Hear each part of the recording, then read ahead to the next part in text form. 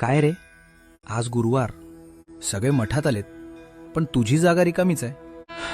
जीवाची घालमेल होतीये की स्वामी मला यायचंय, पण हे कामाचं ओझं पाय निघू देत नाहीये. तुला वाटतंय की तू कामात अडकलास म्हणून मी तुझ्यावर रागवलोय.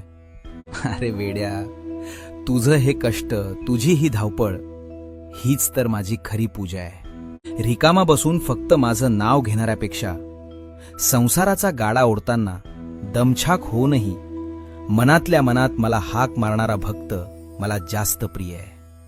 तुला मठात यायला वेळ मिळाला नाही तरी चालेल, पण तुझ्या कामात कधी हलगर्जीपणा करू नकोस.